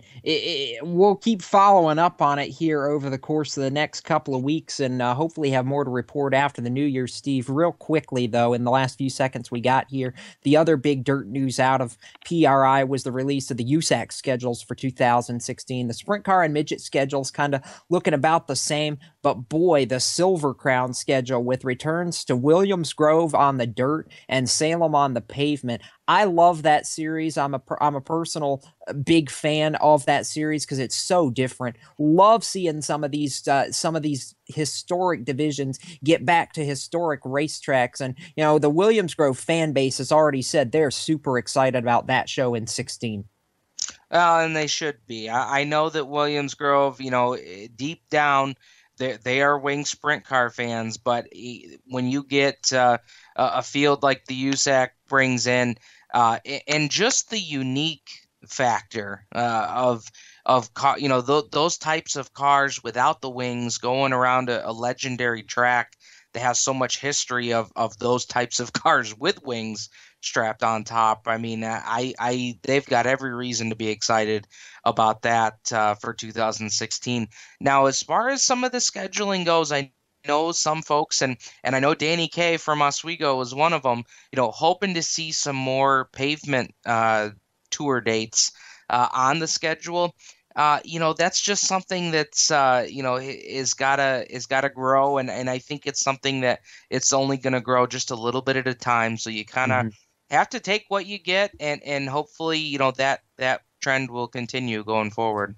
Yeah, we are hoping for that, Steve. And I know what we're also hoping for is a little bit of a restful holiday. I know you've got one more show, Turn 5 Live, Tuesday night, 7:30 p.m. Eastern, to break down a lot of news from the regional and New York dirt scene that we're excited about. But it's been fun to have you every Monday night here as well. And definitely excited to talk more news because we know it's going to break between now and the time we come back after the new year. Oh, for sure. The new year will come, and we're going to have a whole lot to talk about. Want to thank all of the fans from Motorsports Madness that listen into our dirt segment every week, and again, Turn 5 Live on Tuesday nights. We appreciate all the listeners, and we certainly enjoy bringing it to them. All right, that's Steve Ovens talking the dirt and dishing it every week here on The Madness. When we come back, we're going to shift to the pavement, go back indoors, and start previewing my favorite event of the racing year. The Rumble in Fort Wayne dominates the conversation after this, and we've got brand new event promoter Larry Bowes talking with us when we come back. You're listening to Motorsports Madness here on PMN, the Performance Motorsports Network. I'm NASCAR driver Bobby Labonte. At 200 miles per hour, many unseen dangers can arise in the blink of an eye. That's why we have spotters high above the track. They help drivers avoid trouble. Parents need to play the same role when it comes to kids and computers. As a parent, I know the internet can take kids to wonderful sites for learning, entertainment, and fun, but it can also lead to danger. Here are some safety tips. Keep the computer in a family area where you can see it. Proactively teach your children never to share personal information online. My turn. Become knowledgeable about signing on to websites, searching for information, and using email and instant messaging. Doing so will help you recognize potential dangers.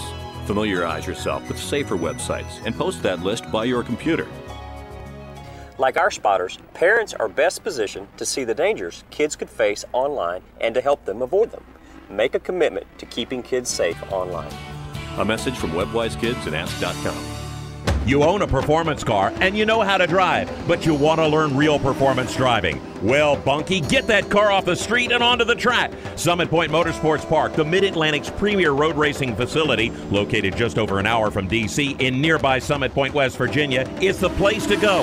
And you'll find that Friday at the Track is going to give you what you need. For less than a monthly car payment, you can attend this regularly scheduled one-day instructional event in your street car on one of Summit Point's 3 world-class road racing circuits. You'll receive classroom instruction, skid pad instruction in their cars, including front and rear skid control, and 4 20-minute in-your-car instructional sessions from a professional instructor. Have fun, go fast, and really learn how to drive. Call 304-725-8444 for class schedules and details. That's 304-725-8444. Friday at the Track at Summit Point Motorsports Park. Travel is part of the American way of life. When we're on vacation, we keep an eye out for anything that looks out of place. Miss your bag. When we travel from city to city, we pay attention to our surroundings. Everyone plays a role in keeping our communities safe. Whether you're traveling for business or pleasure, be aware of your surroundings. If you see something suspicious, say something to local authorities. Hi, this is Ozzy Osbourne. For many years, you know I've had a drink problem and I'm trying to battle that problem every single day. But one thing I don't drive my car when I'm drinking. I get someone to drive me. Do not drink and drive. It's the stupidest thing. If you drink, just don't drive. Not only are you going to hurt yourself, you may hurt some other person, and you wouldn't want that on your conscience, would you? A public service announcement brought to you by the U.S. Department of Transportation, RAD, the National Association of Broadcasters, and the Ad Council. You're listening to Speed77 Radio on the Performance Motorsports Network. Now back to Jacob, Tom, and Kyle on Motorsports Madness. Welcome back to the Performance Motorsports Network and this round of the Madness. Jacob Seelman and Tom Baker with you. Kyle Magda has the night off this evening on our final show before the Christmas holiday and going into the new year. But no more do we finish with the Christmas holiday than the engines roar one last time in 2015 for what personally has become one of my favorite events anywhere on the motorsports calendar, the Rumble in Fort Wayne Indoor Midget Classic, and getting ready for this year's 18th running of the race in the Allen County Coliseum Expo Center. And to help preview the event right now. We've got the head man in charge for the 2015 edition ready to jump on the hotline and talk with us here on The Madness. Larry Bowes joins us right now. And Larry, first off, you've been a part of this event for many years now in a number of capacities. I think I've seen you do just about everything there is to do with the Rumble besides drive a race car. But, you know, to really be the spearhead behind this operation in 2015, you know, how big an undertaking is this for you and your crew going into an event here the 2 days after Christmas that we hope is going to be just as big a spectacle as it has been in years past?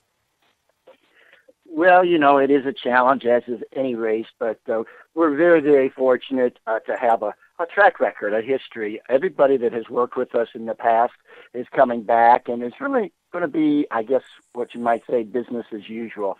I really want to thank Tony Barhorst for getting this concept started, and after 17 years, he felt that maybe it was time he would step back a little bit.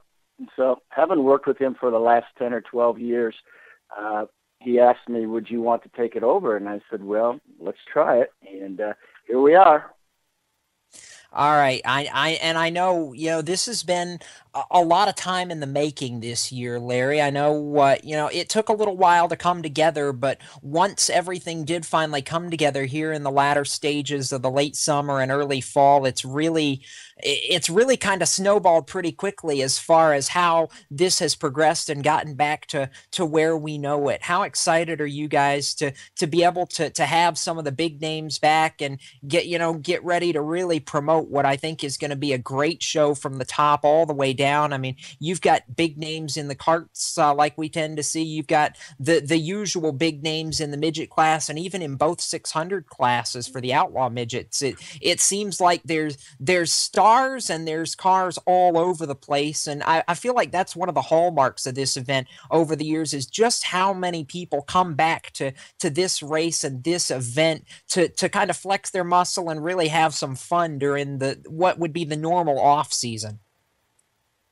Right. I think you pretty much summed it all up right there. And what we're trying to do is create this as an event. You know, there's races and there's a lot of races, but there's only so many events. And that's what we're hoping to get the Rumble to be. Try to increase upon that status. And, you know, you talk about the heavy names and the big names, but the unique thing about the Rumble is you can almost throw all that out of the window because indoor racing is a different breed, a whole different animal, and it takes a lot of luck as much as it does skill. And if you look at the winners list over the years, there's some big names that have tried the Rumble and have not had really good success.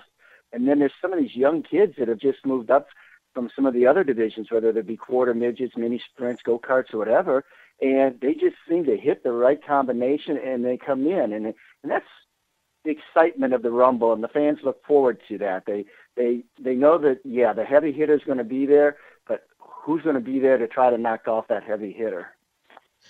Well, Larry, I know Justin Peck, one of those young kids that you alluded to, going to be our next guest, so we're looking forward to talking with him shortly. But I'm curious, Larry, I know you said this was going to be, excuse me, basically business as usual with you taking over the reins, but I'm curious if there are any slightly different wrinkles that we can expect here with you putting your own touch on the event. I know it kind of came together a little bit late in the process for you, but is there anything different this year in any way, shape, or form at the event that we might expect?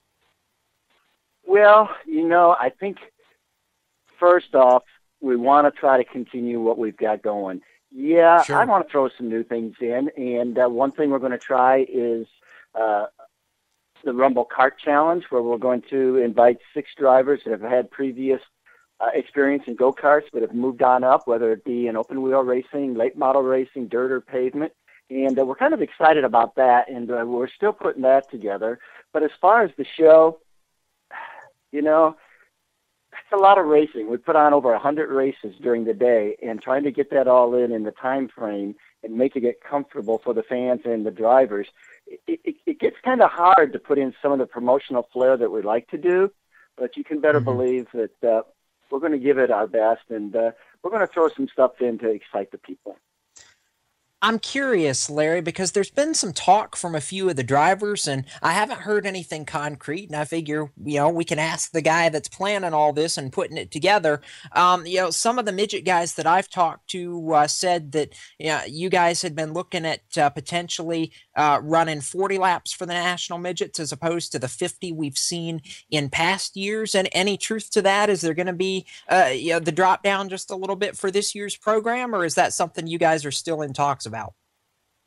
No, right now we are looking at taking it to 40 laps because we want it to be a true, I hate to use the word sprint, but a true chase to the finish instead of an endurance thing. And indoors, we all know that one of the biggest detriments is the fume situation. And by reducing the number of laps, we're hoping to clear the air. We're also going to make the one-way receiver radio mandatory this year to help with the lineups and getting the starts better and everything else.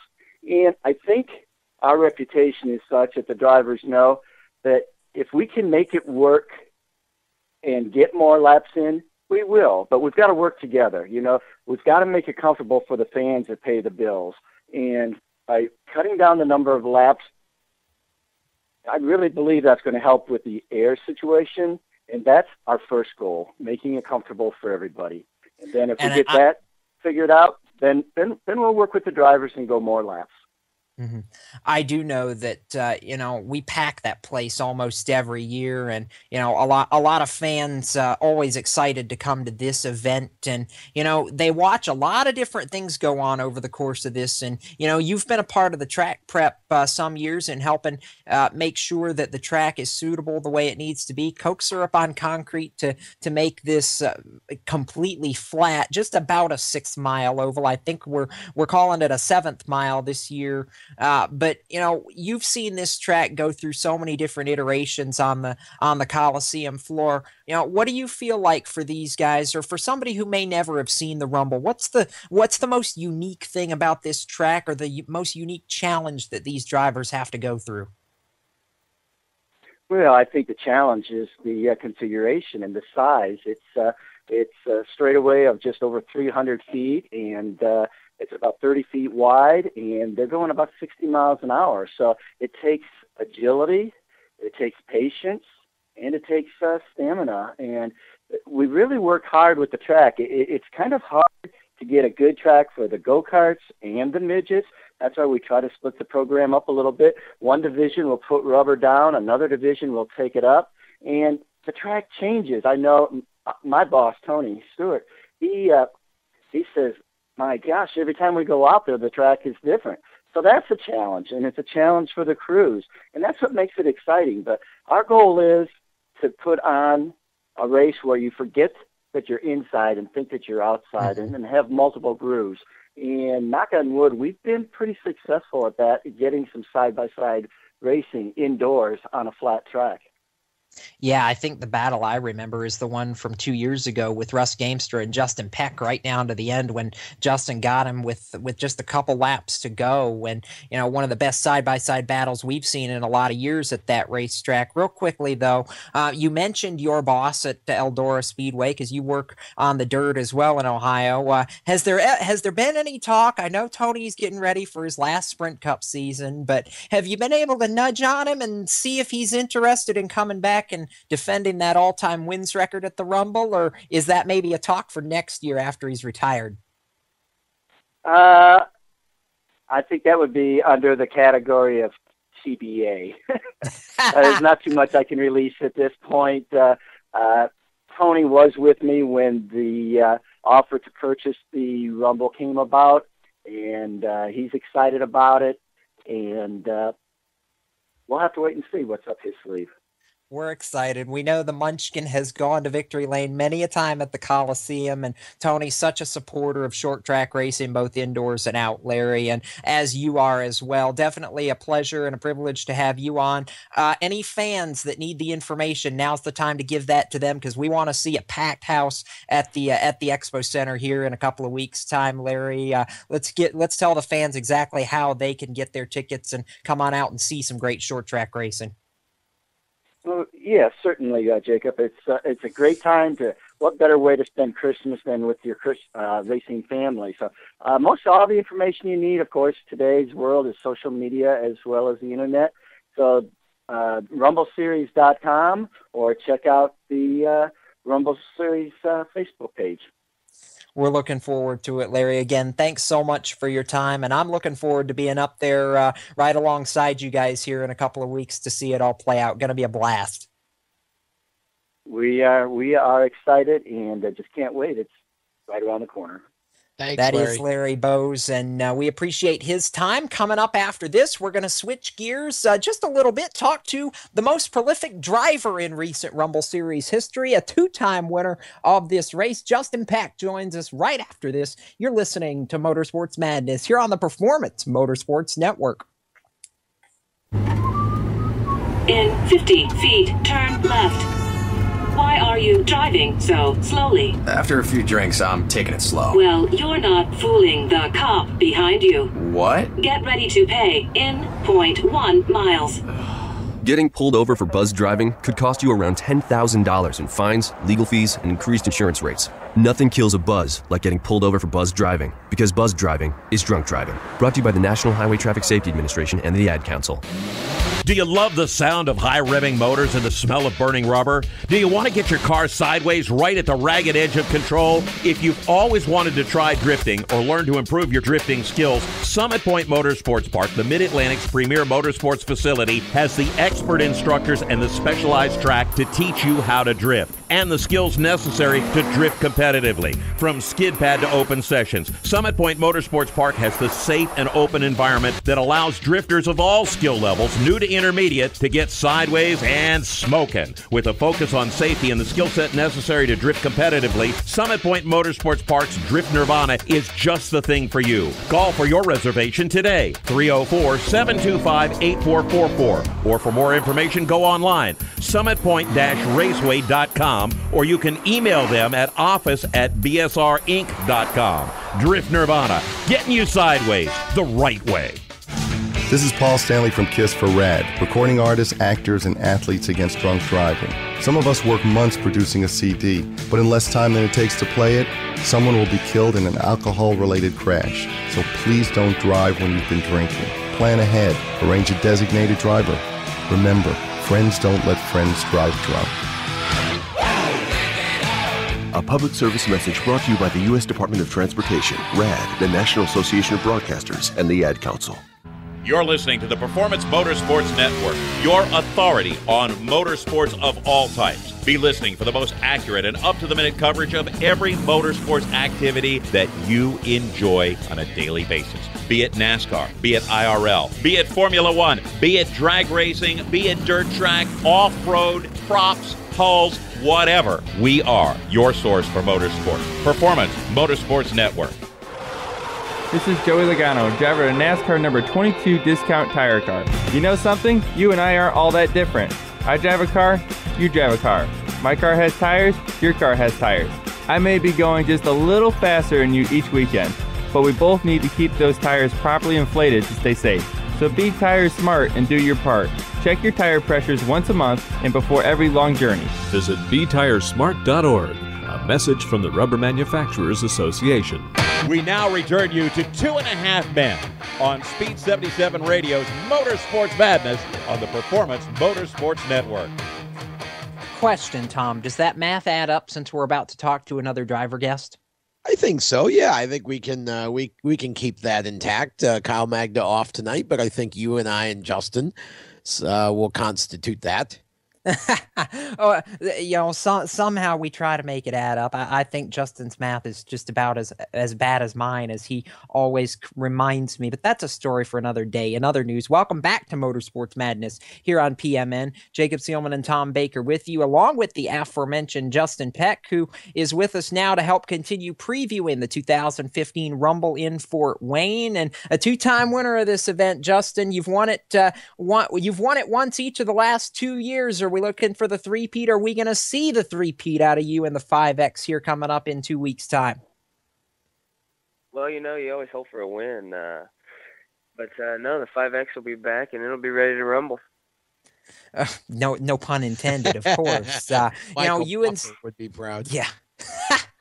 You and Steve Clay have put a lot of time into this event every year, and we were talking with Larry Bowes about it before the break and before we got you out here to talk with us. He mentioned the configuration about this track is what makes it so tough. But for you, you've made it look easy the last 2-3 years that you've been running at it. What is it about this track for you that you found that has suited you? What's made it work with your driving style to be so successful here? Because it seems like you've hit on something that everybody else doesn't seem to have just yet. Well, it seems like we always hit the track, and the car set up normally it's set up pretty close.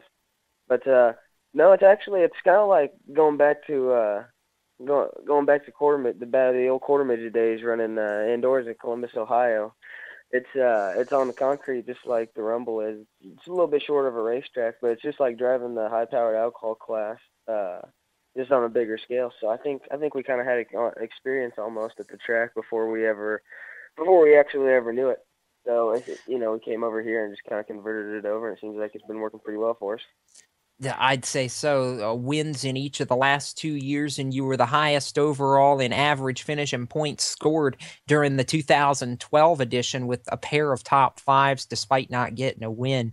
Of the 2 wins, though, 2013 and then again last year, we've seen you up at the front a bunch, but I circle back to the battle that you had with Russ Gamester for the win, and where you two ran side by side so much of the final 10 laps of that race. But in your mind, which of those 2 wins stuck out to you more, or which one maybe was the tougher of the 2 to be able to ultimately pull out?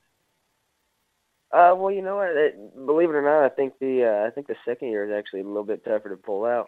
Jim Anderson jumped us from the start, so I had to follow him pretty much the entire race. But no, it seems like we always get the feature time, and my dad will hit it pretty close, and it just takes a lot of luck to win one of these things. And we've been fortunate enough really not to have any problems besides the one DNF. So we'll have to come back this year and continue our luck. I know you're hoping to continue it on and, try to go after that 3rd year in a row with a victory. But your year this year has been really a kind of a breakout year, I think, for you. Despite some of the luck not going your way, you had a major high point. If we can shift kind of the dirt side of things for just a minute, you picked up your first career National Midget victory in the Power Eye Series at Spoon River Speedway just a couple of months ago in September, the Tom Knowles Memorial. And I know how special a night that was for you to finally be able to put all the pieces together after so many times of being close and just not quite having everything fall the way it needed to in the end. What sticks out about that night, and have you been able to let that sink in and use that as motivation to try and keep more of those coming? Because it really seems like the second half of the year has been a lot more ups for you than in previous years. Oh yeah, this whole year, we're blessed every year to be able to race. But it seems like this year we came out and we kind of had something figured out there towards the last part of the year. We got that first Power Eye win, and from there on, it seems like we were showing up at the track fast. We had a little bit of bad luck there, like at the Jason Leffler race, started on the pole. Pays $20,000 to win, but the torsion stopped 3 laps into it. But it seemed like most of the year we had it figured out. Just there towards the end, we just had some mechanical issues. All right, we were talking with Larry a few minutes ago, and I want to get your take on this now. He was talking about a couple of changes that they think is going to make this year's running of the Rumble a little bit better than in previous years. Receiver communication one way between the tower and the drivers to be able to help set lineups quicker and, make these restarts a lot more efficient, but also shortening the feature from 50 laps to 40 to help cut down on the fumes for the fans, and also force everybody to get up on the wheel just a little bit harder. I mean, do you feel like that change is going to be a good thing or a bad thing for you per se, based on the way you've done it the last 2 years? What do you anticipate that maybe changing how the flow of the race goes here when we get to the 26th and 27th? It really won't change the flow of the race a whole lot. It'll make you have to work a little bit faster. They're taking away 10 laps, so you have to, just kind of wait back, see what the track does, see what everybody else does. But yeah, it's 50 laps. I like doing longer races, so I think 10 laps isn't a whole lot of time. So I think it's still going to be just as good of a race as it has been. It just that's 10 laps shorter. You've won this race twice now, and obviously the first win was emotional because you inked your name in the history books as the youngest winner in the history of the event, and that really was the first time that everybody really started to hear the name Justin Peck, and you really got to put yourself out there. But having won it twice, being a part of it now, this will be your fourth year being a part of it in a big way, Justin. What does this race mean to you guys in the midget class, and how important is it, for the field to be able to come together and, for those who get a win in as tight and as stiff a competition as comes to this event every single year? I've heard even you describe it at one point as one of the biggest races on our calendar every single year to go out and try to win. Oh yeah, well it's definitely one of my team's favorite races of the year.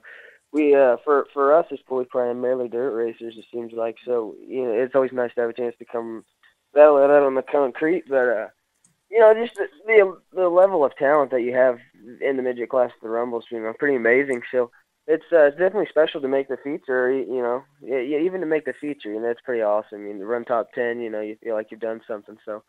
Once you get that first win, it's pretty special because you knew that you had to outdrive everybody else on one of the toughest tracks that you come to. Yeah, and definitely, you mentioned it. It is a hard racetrack to master. You've done it really well over the last 3 years, and going into this fourth one, going to be a lot of fun to watch, as we know you always are. Assess your season for me before we get into who helps you make it happen, Justin. As it has come to a close here, are you happy with where you guys are at? Even though knowing you've got the Junior Nepper race at DuQuoin this weekend before you guys head to the Rumble, but are you guys happy overall with the performance that you showed? Even though maybe you didn't get all the wins in the win column that you would have liked. Oh yeah, I mean, it's always nice to have another year of racing, but. I feel like we started off the year and we started off pretty good. We had a couple problems here or there. But once we got it figured out, it seemed like the middle to the last part of the year we were really rolling. Okay, Justin, so I have a two-parter here to finish things off before we let you get out of here. The first part is tell us who helps you make it happen, because I know you can't do this by yourself. And the second part is what can we expect from you in 2016, or what can you tell us, at least so far, about where it looks like we might see you in 16? It seems like we, with the help of Durcoat and Brace Yourself and all my other guys, Lucas Oil, who's retired, Kaiser Wheels, BRC, FKND, Ray Pro Engineering, with all those guys, it seems like you could probably expect a couple midget races here or there. We're hoping to move up a little bit and run a couple sprint car shows. There might be an opportunity later out to run a little bit of Silver Crown stuff and even asphalt late model stuff. So we just kind of got to wait and see how everything all plays out. I know you're excited about it. And, you mentioned asphalt late models. That's a world that you've been involved in before. You've run a couple of JEG CRA All-Star Tour races in the past. I mean, if you could get back there, if, the right funding and pieces come into place for you to be able to go back to the asphalt late model world in 16, I mean, how excited would you be to get a second shot at that deal? Because you enjoy the pavement. You've professed as much, and you weren't a bad shoe in a late model when you jumped in it a couple of years ago. Oh no, I think late models are the hot thing right now. It seems like anyone that's making it anywhere in racing at this very moment seems like they're coming out of asphalt late models. So, I'm pretty excited to be able to hop back in one and hopefully keep climbing up the ladder. Well, we always enjoy having you on the show around this time of year, Justin, and definitely looking forward to once you get a concrete plan going for 16, having you back on to talk about it. Always a pleasure. We're looking forward to seeing you at the Rumble here in a couple of weeks, and definitely excited to see what you can do going for that three-peat. So we'll see you here in about 2 weeks, and definitely best of luck. Yep, thanks for having me on the show, guys. That's Thanks, Justin Peck, and it's been a lot of fun. We'll continue to break down, handicap the field a little bit in this Rumble in Fort Wayne, as well as offer our final thoughts right after this. It's the White Flag segment of Motorsports Madness coming up, and you're listening to it on the Performance Motorsports Network.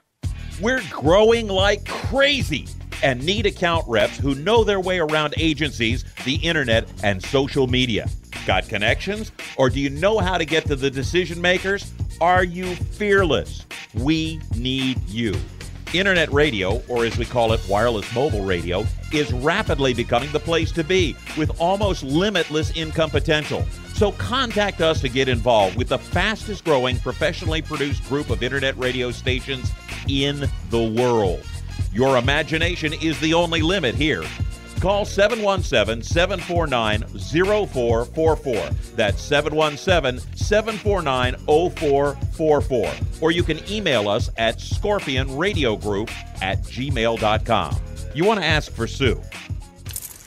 Okay, so Sarah, I'm dropping you off at Emily's? Yep. And Josh, you're going to? Soccer, Dad. Soccer practice. Right. Oh, by the way, I just wanted to let you know when I pick you both up, I'll be wearing my short shorts. What? No! Yep, and my dorky dad hat, and I'm gonna do my dad dance for all your friends. They'll love it! Seriously? Why? Because I like my short shorts. Of course, I could be talked out of it if you guys would just buckle up your seatbelts without giving me a hard time. It's important to get your kids to buckle up for safety, no matter what it takes. And sometimes, all it takes is your parental powers of persuasion. Okay, we're buckling up. See, all buckled. Good choice. I'll just have to do my dad dance at dinner time. What? No! Do what you have to make sure your kids are wearing their seatbelts, even on short drives. Never give up until they buckle up. A message from the National Highway Traffic Safety Administration and the Ad Council. Visit safercar.gov/kidsbuckleup for more information. If you're a gearhead and you just can't get enough of your favorite motorsports on that channel on the cable, or you look at that Guy network and you just go, what does that have to do with me? We have the answer. Performance Motorsports Network. Right here on the internet. The best cruising tunes, the best in motorsports programming, and the best shows. We have opinionated hosts, and we like it that way. If you want to get involved, if you want to bench race, be listening for information coming up soon right here on this channel, the Performance Motorsports Network, your source for motorsports. Time to get back to tonight's Motorsports Madness. Here are the only three of a kind that beats a full house. Jacob Seelman, Tom Baker, and Kyle Magda. And we got the pair in the house tonight because Kyle Magda is off, but I am Jacob Seelman alongside Tom Baker, and we are wrapping up the 2015 season here on Motorsports Madness, and we welcome you back into the Race Chaser Roundtable. Just finished talking with Rumble in Fort Wayne event promoter Larry Bowes and two-time winner Justin Peck. And Tom, you know, it's hard to handicap this field, but gosh, when you talk about names like Justin, Brandon Knupp, who won on the final night a year ago and is one of our hometown boys from just outside of Charlotte, North Carolina here. Justin mentioned Jim Anderson, who's a former winner, Billy Weiss, a four-time winner, Mike Fedorchak, the Munchkin master. He's a former winner of this race. Just the history. Mel Kenyon always fields a couple of cars. Dave Darland is back this year looking to extend his piece of Rumble history. This is where all the stars come out to play and are joined by some of the rising stars of the sport. Names like Austin Niemeyer, Austin Prock, Stratton Briggs. The list goes on and on when you talk about this midget field. Kyle O'Gara going to be back, I believe, for 2015. How do you start handicapping this field and looking like, this could be a name that you got to look out for? Because as Larry said earlier tonight, just about anybody can win. You've about got to throw the book out the window. Well, pardon me. That's the beautiful thing about these races at the end of the year, isn't it? Because, we just had the Snowball Derby down at Five Flags. And, that is for super late models a lot like the Rumble. And then obviously right after the holidays, we get the Chili Bowl. Those two events are to indoor racing what Five Flags is for super late models. This time of year, nobody else is, racing much other than I mentioned earlier in the show, the Legends Series we got going on down here at Charlotte Motor Speedway, the Winter Heat Series. But really, there's not much other racing going on. I think the Bull Ring in Vegas may be running some Legends cars, but most of it is concentrated on these shows. So you get all of these drivers from the various disciplines. Bobby Santos will go out and run, the Rumble. So, what's great about these shows is you do throw the book out. You don't handicap them, because when you look at what becomes the starting lineup for these main events, just like with Five Flags a week or two ago, when you looked at the 37 cars that started that super late model race, every single one of them were all-stars. I mean, there isn't a weak link in the entire chain, and the same is true for a race like the Rumble or the Chili Bowl.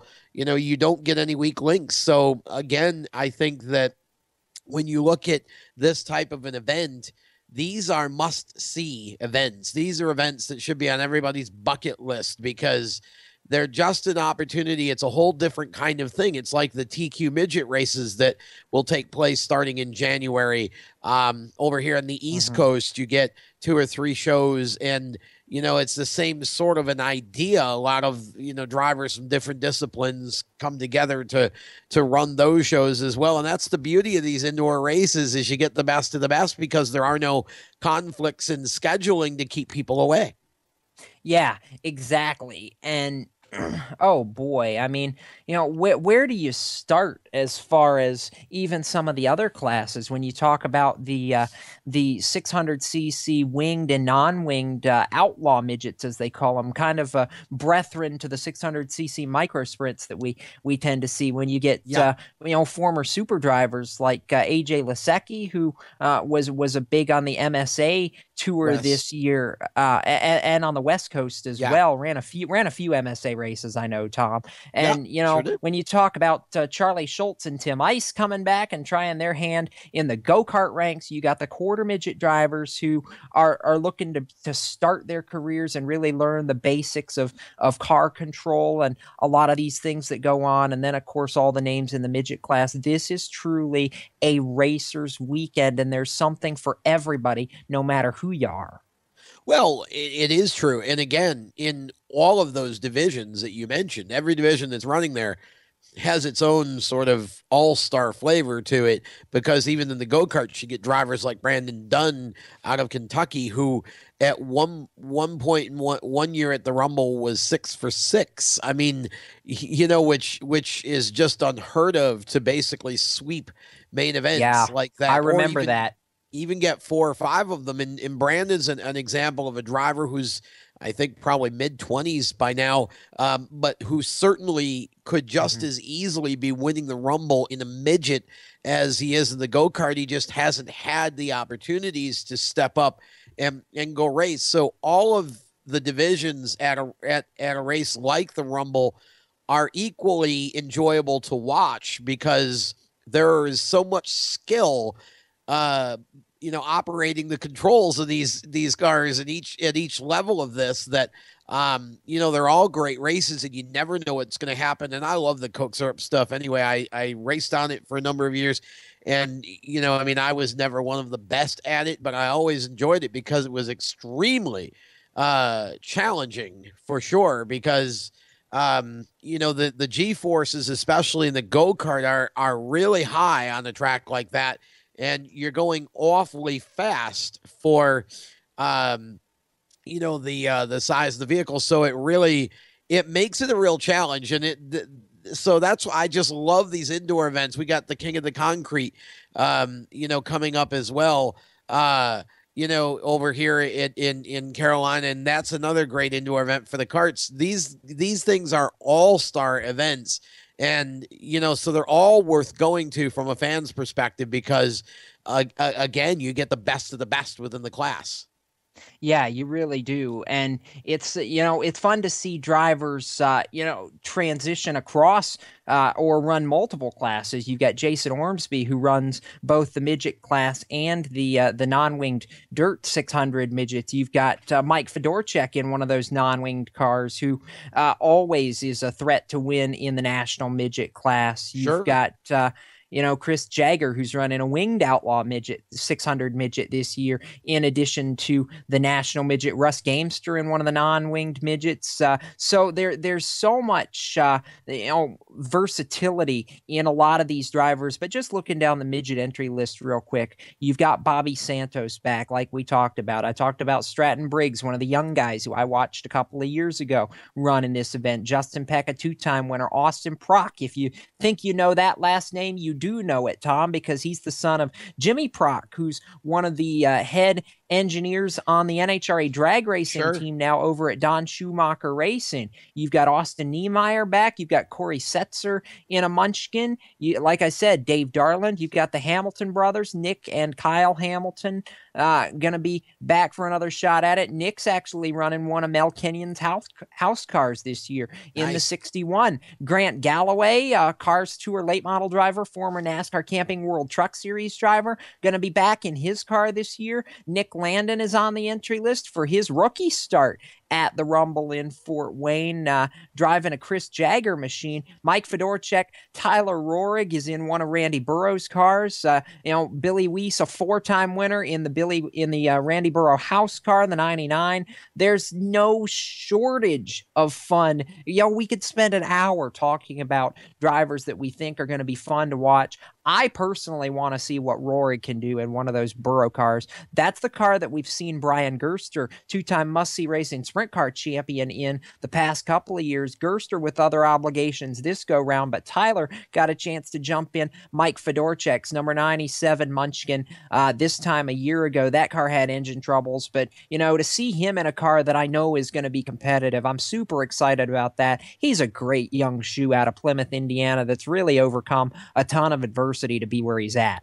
Well, and again, another example of somebody who is quite capable of pulling off a victory, at the Rumble. I know you're going to have a great time out there, as always, while I'm enjoying some much needed vacation here for the holidays. And, excuse me, and trying to nurse this cold. But it should be a fun event, and I'm definitely excited and happy to see that Larry Bowes has taken over the reins. If Tony felt it was time to step back, he couldn't hand it off to a better person to not only continue the traditions that he started, but also take it to the next level, which is, it sounds like that's kind of what Tony was thinking, is, it's time to hand it over to somebody who might bring some freshness and, be able to carry it forward with, with even more flair. And certainly Larry is more than capable of that. And I think that event's going to be in good hands for a long time to come now. I think so too. And Tom, as we get the final couple of minutes of our show in here, come to close in 2015, all the things that we've had to look at this year, all the things we've had to look ahead to in 2016, what's on your Christmas wish list for the new year as far as the motorsports world? Anything in particular? Well, the biggest thing I would wish for, and I think we would all agree on this, is I would like to have one entire year with no fatalities in the sport. I know we've come a long, long way with regard to safety innovations and making cars safer and tracks safer and, drivers safer, but it is still a very dangerous sport after all, isn't it? And I would like to see 1 year without any fatalities in the sport. And the other thing that I would really like to see next year, Kyle Busch mentioned something, and we can talk about this a little bit more on Thursday's Stock Car Steel SRI Motorsports show, but Kyle Busch actually mentioned a little tweak that we could do to the chase format for Sprint Cup that would give the regular season points leader at the end of the 26 races a bye for the first round of the chase. And when I was talking with Bob Steele this morning on his morning show, about that. Bob actually suggested we ought to take the regular season points leader, and maybe we could guarantee him a spot in the final round at Homestead and have that, make it a top five kind of thing. Something to think about, and that would be an interesting tweak. It would be the top 4 plus the regular season points leader. If he wasn't in the top 4, he would get the add-on. That would be kind of interesting, and it's something to talk about later when we have more time to discuss it. Yeah, I'm not sold on that just yet, and I think that's a great opportunity for discussion after the news year. My final thought, fresh off the news wire, is that I am going to be headed to the Hall of Fame for us tomorrow, Tom. Big announcement coming from Tommy Baldwin Racing, and my sources have just told me it's a big announcement involving Ryan Preece. Huge speculation on potentially a full-time drive out of the TBR stable for Ryan Preece in 2016. Again, we'll confirm that tomorrow, whatever it may be, and have it all for you on Race Chaser Online. Right now, though, we want to say thanks to all you race fans who have been with us all year long in 2015 from January to December. That's a checkered flag on our year. We'll be back for the Night of Champions on Thursday for the Stock Car Steel SRI Motorsports show. But as for the madness, we'll get mad again on January. I believe it's going to be January 4th. After the new year, we're back at it. So until then, for Tom Baker, Barry behind the glass taking over production duty for us, and everybody at PMN and Race Chaser Online that helps to make this show possible, I'm Jacob Seelman, reminding you to keep it off the wall until we meet again. And hey, if you're at a racetrack, we might just see you there. As Tom said, ho, ho, ho, Merry Christmas, be safe, and a Happy New Year to all. We'll see you on the 4th. Until then, good night. You've been listening to Motorsports Madness with the Speed77 Radio Race Chaser Online crew. Stay tuned to Performance Motorsports Network for more race talk. For the latest motorsports news, visit racechaseronline.com. Motorsports Madness is a copyrighted production of the Performance Motorsports Network. www.performancemotorsportsnetwork.com. A member of the Scorpion Radio Group, Inc., and may not be rebroadcast, replicated, or saved in any media without the explicit written permission of PMN. Check out our Facebook page or our section on the PMN website. The opinions expressed on this program are those of the host, co-host, and guests, and do not necessarily reflect those of the management and ownership of either the Performance Motorsports Network or Scorpion Radio Group Incorporated, the advertisers, or the marketing partners. Be listening again next week when the madness returns on Monday night at 7 Eastern. Until then, keep it off the wall and keep the shiny side up.